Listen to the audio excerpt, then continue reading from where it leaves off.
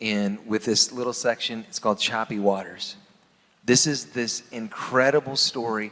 If you guys know the story of Peter, this lead apostle who's, running into things, and he's bold and brave, and ends up finding himself in this weird situation where Jesus tells him that you're going to struggle really bad, and you're going to deny that you even know me. This is the guy who confessed Jesus as the Messiah to Jesus' face, okay, which is absolutely amazing. And then later, after Jesus is risen from the dead, does this unbelievable confession before all of Jerusalem, and he's boldly preaching who Jesus is. But in between, he had that massive, massive failure where Jesus told him, you're going to struggle. And he said, no, I will not.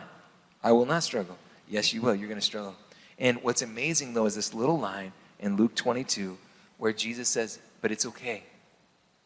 It's okay. He says, Satan has desired to sift you like wheat. Now that would scare me, okay? But it says that Satan has desired to sift you like wheat, Jesus says to Peter, but it's okay. Because why? Because I have prayed for you, that your faith will not fail you. And he says this, and when you turn back, then go strengthen your brothers. So I asked Noel, just talk to us for a little bit about that picture. It's one of the most, I think, cool scriptures in the Bible, especially when you think about the mission of God. And I'm just thinking, God, I can't do this. How many of you guys look at this mission of Jesus? You look at this mission of Jesus, and you say, that's great for Jesus. That's why he's my king. I don't think I can do that. Okay? I don't think I can do that. But no, God's saying, no, you can do that. Yeah. But it scares me, and I know I'm going to struggle with this stuff. And what do you think? Yeah, well, this is a great thing to be, for all of us to be sent out with, this verse, because there's so many things going on in just a few words. I mean, first of all, Jesus started this whole thing. This is the Last Supper. Jesus knows he's going to be betrayed. He's going to be crucified. He's going to die.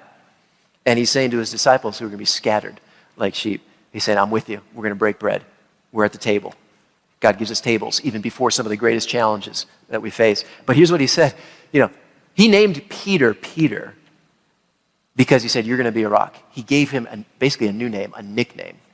But his real name was Simon. In Hebrew, it's Shimon. And that's how he talks to him here. He says, Simon, Simon, Satan has asked to sift you like wheat. And that's really important. Not only does he say his name twice. Again, he's getting his attention. But he's calling him his birth name. He's saying, I know who you are. You've been Simon your whole life. I've loved you since you were a child. Like Nathaniel, I've seen you. Simon, I love you. And here, by the way, in Hebrew, Simon means listen. It means one who hears. He's saying, listen to me. Listen to me. Simon, I'm calling you Simon. Listen to me. Listen. Satan has desired to sift you like wheat. Now, here's the interesting thing about this. He said Satan has asked. And, there's a great leader, ministry leader named Ted Roberts who started a ministry called Pure Desire. Incredible guy. I've spent some time with him. Great ministry. Focused on sexual addiction and recovering from the brokenness that we experience in our lives. He was a Vietnam fighter pilot, and his testimony is amazing. But I heard him say one time, here's the thing. We think of Satan, and we've got it all wrong. Because you know what Satan is? Satan is a little guy in red tights with horns and a pitchfork. That's Satan. In Hebrew, this guy's name is Hasatan. Hasatan. That's where the word Satan comes from. Hasatan. And he goes, Hasatan isn't a little guy with a pitchfork. Hasatan literally means the adversary. This is the one, the evil one, who opposes you at every turn, who opposes each one of us as a son. Jesus is saying to him, Simon, Hasatan, the adversary, has specifically asked to sift you like wheat. Now, I would be afraid. If I heard that, I'm like, what? Who am I? Why am I just a fisherman? Who am I? He's saying, Simon, I see you, I know you, listen to me. There are things happening beyond you in the heavenlies. Powers and principalities are at play right now. You have significance, and just like Job thousands of years ago, there's been a request made to sift you like wheat.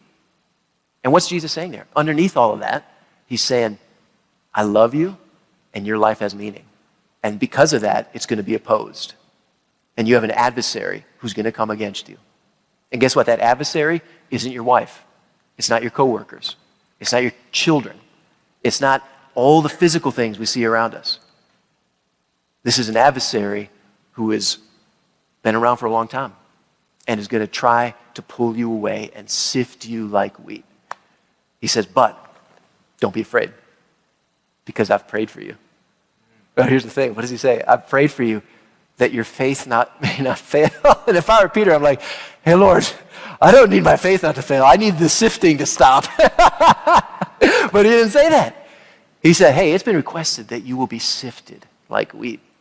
But I've prayed that in that sifting, your faith won't fail. In fact, I'm covering you in a way that's going to make you stronger. I want you to hear this. You're going to be sifted when you go home tonight. Peter, you're going to be sifted. Simon, listen to me. You're going to be sifted next week when that thing happens at work. You're going to be sifted at school when those things go down on the hallway. You're going to be sifted online by the things that you have access to. But I've prayed for you that your strength won't fail. Why? Because after all this, you will turn back. And when that happens, you will strengthen your brothers. What a great word for us, guys. We're going to be sifted. We're living on choppy waters. And it's not just because the seas are choppy. It's because we have an adversary who's trying to pull us down. We have one who is opposed to us at every turn, who lies to us, who uses all the stimuli around us, other people's words, other people's comments, other people's lives, to lie and accuse us. But the one who covers us, who's a good father, who's an Abba, who comes and knows everything about us, who's seen us since we were a kid, growing up as Simon, I'm with you. And there's purpose in your sifting, and after it, you will turn back. Because I know you. You will turn back. And when you do that, strengthen your brothers. That's our call tonight. Starts with receiving the truth that I'm a beloved son who's not alone in the boat. And when we recognize that and receive it as truth, we can live with a wholeness that we haven't had before. And we can start being real with one another. And we can receive the truth that we're being sifted and not hide it. And by not hiding it, we can invite one another to open up and stop hiding it.